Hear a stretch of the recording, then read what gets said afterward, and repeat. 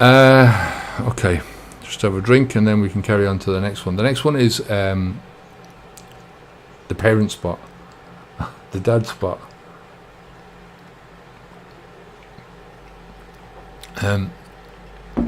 This one is about the regular, the chance to do what other people can only dream of doing, right? From a perspective of somebody, this is from a perspective of, I got a message, I think it was yesterday or the day before on YouTube, and it was from a young dad. I think he was in his late 30s, so he's still a young dad, but had a young baby. And he was saying that this was time, he was going to quit. He was sick of doing this, and he really wanted to face those facts and really be the best dad that he could be, you know. And this was always my intention for this channel, was to help. Started out to help myself, and then it went on to helping as many people as I could who were in the same position. But my ultimate aim is to stop as many young people as I can, young kids, from growing up into that atmosphere and starting to drink alcohol. And I think one of the best ways that I can do that is to influence dads and to stop dads and moms, parents, from drinking. I'm talking from the perspective of a dad, so I can only really speak from that perspective. So I can talk for moms as well, because it's similar, but do you get what I mean? I'm always coming from a dad perspective. For me, it's about stopping the poisoning yourself. It's about stopping the poisoning not only of your physical self, but of your life. And that poisoning can be alcohol, it can be some other drug, it can be a lot of different bad habits. So the same principles that apply to this, that we teach across the board, can be applied to anything else. And the same principles of that change, of what is going to happen on the other side of that change, or the possibilities, the potential for change on the other side of that. This is what is that we're talking about. This is the reality of once you stop a bad habit, and what you do afterwards is what matters. You know, like I said, you can stop drinking and you can go through your life thinking that you're an alcoholic and having that straitjacket on, but that's going to hold you back from so much. If you can release yourself from that, and if you can take on board a few different mindsets, a growth mindset being one of the major ones, that you are not in a fixed space, which is what an alcoholic is, and that you can grow and you can achieve more, you can move outside of that, like you would with almost any other change that you make in your life. You move forward, you move away from what you're doing, and that's it. So my biggest regret, as I've said, was that I didn't stop drinking alcohol when my son was born. And there's nothing I can do about that. I mean, I can manipulate my thoughts a little bit, can change my mindset, and I can say, right, well, this is what I'm doing now. These are the changes that I've made now. These are the things that I'm trying to put in place to try and mitigate all the personal damage that that's done to myself, right? But I can't change that fact. I can't go back. So when I hear parents, especially dads, speaking about their children, speaking about the fact that they want to stop drinking alcohol, I always say, go for it, because I wish that somebody would give me that opportunity. If somebody, could wave a magic wand and say to me, you've got 3 wishes, all 3 wishes would be to go back to that time and to stop drinking before he was born. Maybe not all 3, but the first one would be anyway, You get what I mean? So I always say to people, look, this is the one thing that I would do if I could change my life, is to go back and change that one thing. You have that opportunity. The opportunity is there for you. If your kids are young, you've got the possibility of doing it now, because you will get to a stage.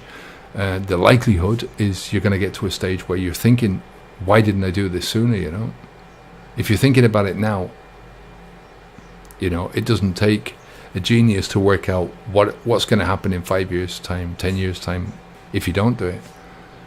So you know, stopping drinking alcohol for this is the simple part, the easy part. As we've said in the last one, it's the vulnerability that stops a lot of people from moving forwards. They can't stand that, putting themselves in that vulnerable position. It's the hardest, most difficult part. You know, at the beginning, I used to think it was just the discomfort, that people didn't want to go forward because of the discomfort. But that discomfort comes in a lot of different flavors, and it is understanding that vulnerability and accepting it, but also embracing it and saying, well, you know, it's only through that feeling, getting outside of my comfort zone, getting into that discomfort zone and feeling vulnerable, that you're going to grow, that you're going to change anything. It's like the crab that sheds its shell, and for that space in time, it's vulnerable to a lot of different predators until it grows another shell. So that's what transition is like. It's like having that, going from that, from two different shells. So you have to grow a new shell to I suppose, to house your new bigger body. You know, if you're a crab, for fuck's sake. It's a good analogy, though. I think, but you get to choose. That's the whole point of this. You know, most of the habits that we have, if you think about it, think about all your habits that you've got, and most of them are they've been developed over years without thinking about them. They're just part of who you are. They're part of your culture. They're part of your family. They're part of your education, or whatever it is that you've done up until this time. Very few of our habits are actually deliberately constructed.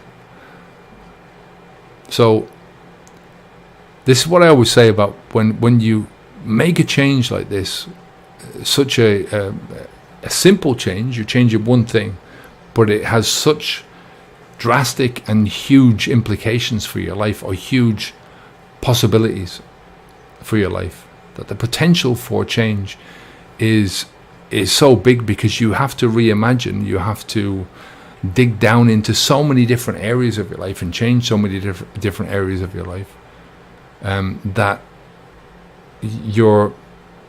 if you want to get to that best possible version of yourself, for instance, you have to build habits that are helping you to get there. You know, habits are a great tool that we've got on our side, but they can also be a horrible tool, because if you've got the wrong habits, they're leading you down automatically down a wrong path of self-destruction.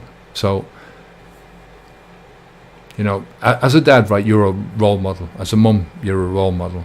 So if you think about it realistically, what you're doing, as an alcohol drinker, you are a drug user. So switch the drug from alcohol to something else, right? Heroin or cocaine or whatever other illicit drug you want to use. And how do you feel about yourself now in the same role? So you've done nothing but switch the one drug. So you switch the drug out, and what do you think about yourself if you were a parent and you were a cocaine user and you were taking cocaine as much as you're drinking alcohol? That should change the way you think about it. But why?